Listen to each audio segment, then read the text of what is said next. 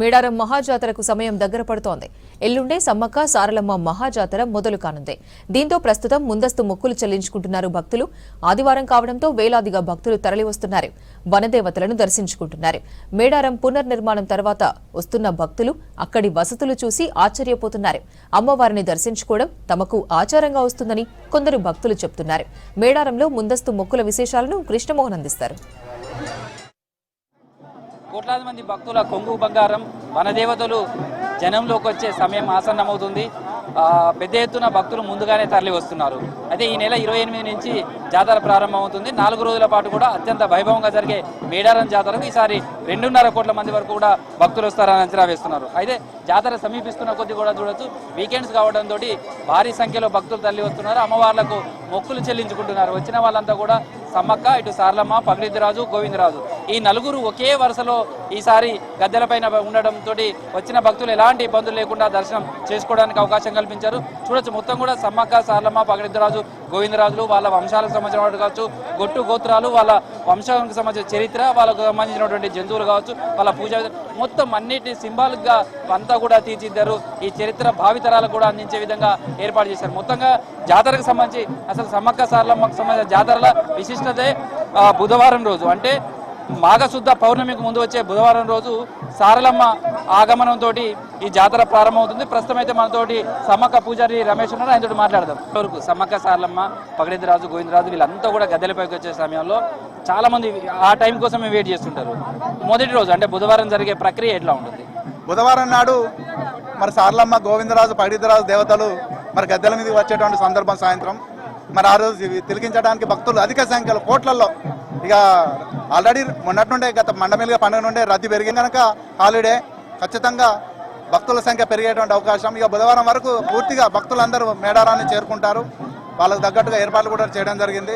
కొంత కోట్ల మంది భక్తులు మరి నీరారాజన, వాళ్ళ మొక్కులు, వాళ్ళ కోరికలు తీర్థాయాన్ని ఎదురు చూస్తూ నీలారబోస్తూ మమ్మల్ని తీసుకురావడం జరుగుతుంది. సో లాస్ట్ జాతరలు తోలిస్తే ఈసారి జాతరకు ఎంతమంది భక్తులు దర్శనానికి వస్తారని మీరు అంచనా వేస్తారు? మన గత జాతర చూసుకుంటే 1,20,30 లక్షలు వచ్చేది కోటి, కానీ ఈసారి ఇంకొక 20 నుండి 30 లక్షల మంది భక్తులు అధికంగా వచ్చి మరి దేవతలను సందర్శించుకునేటువంటి చెప్పవచ్చు. సో ప్రస్తుతం అమ్మవారికి సంబంధించి శివశక్తులు అనేది చాలా ఎక్కువ మంది వస్తారు. జంపన్న బాగు దగ్గర గడ్డి కూడా ఎట్లా ఉంది? అమ్మవారి దగ్గరకు వచ్చింది కదా, బాగుందండి. అభివృద్ధి బాగానే ఉంది, మంచిగా జరిగింది. మాకు సంతోషం అండి. ఈసారి రేవంత్ రెడ్డి ప్రభుత్వం మంచిగా ఉంది. సీతాపురం బాగానే ఉంది. ఏమేమి చేస్తారు అమ్మవారికి? మేము అమ్మవారికి ఎదలంగదులు బాగా చేస్తామండి. ఎత్తు బంగారము, బెల్లము, ఒడి బియ్యము అన్ని సమర్పిస్తుంటా ఉంటాం. మేము ఇప్పుడు కాదండి, ఒక 15 సంవత్సరాలు మీరు ఉన్నాము. సో ఇక్కడికి సమ్మక్క దగ్గరికి వచ్చినప్పుడు ఎట్లుంటది, జంపన్న దగ్గరికి పోయినప్పుడు ఎట్లుంటది? కొంచెం రెస్ట్ అంటే పబ్లిక్ ఉంటుంది కదండి.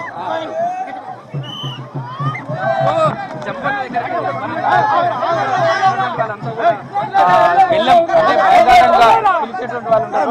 సంబంధించినటువంటి ఏదైతే ఉందో ఆ బెల్లం కోసం భక్తులు ఒక్కటి మన చేతికి వచ్చిన చాలని కోరుకుంటారు. అలాంటి సిచ్యువేషన్ ఇక్కడ కనిపిస్తుంది. బెల్లం తీసుకోవడానికి పోటీ పడుతుంటారు. అందుకే ఎవరైతే సమర్పిస్తుంటారో ఆ బెల్లాన్ని తీసుకెళ్ళి చేస్తారు. కొత్తగా చూడొచ్చు, మొత్తం గద్దెల దగ్గర ఈ క్రౌడ్ అంతా కూడా కనిపిస్తుంది. కొంతమంది భక్తులు కూడా ఉన్నారు, వాళ్ళతో కూడా మాట్లాడదాం.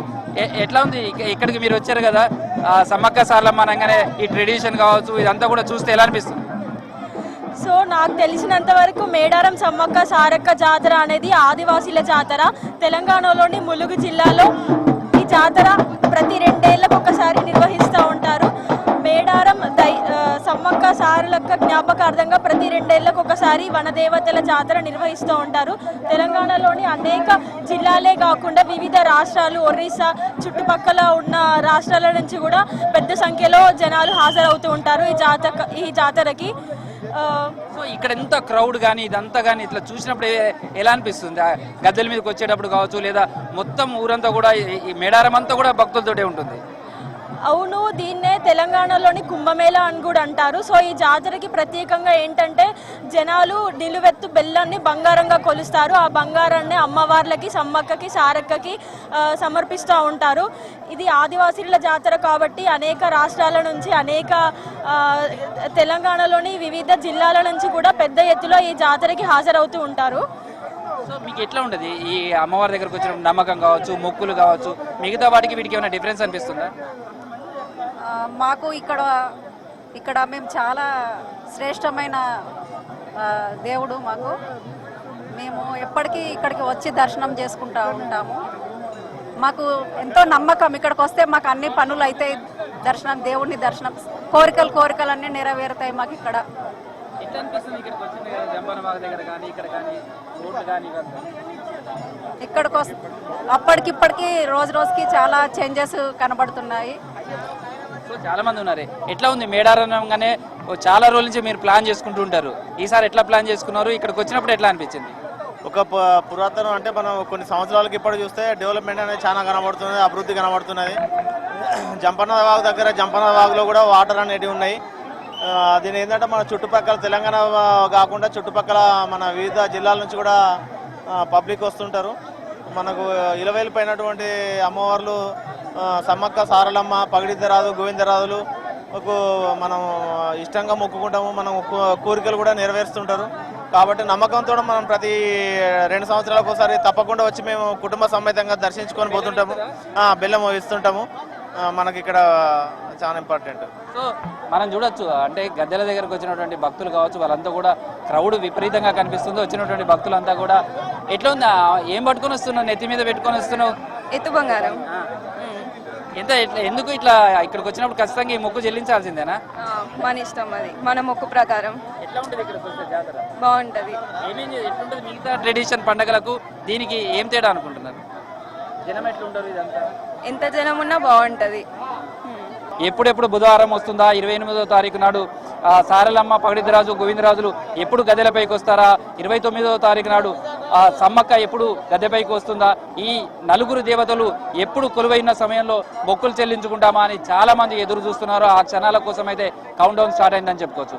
Video journalist Dashrath, Krishnamohan, V6 news, Medaram Sammakka Saralamma గద్దెల నుంచి.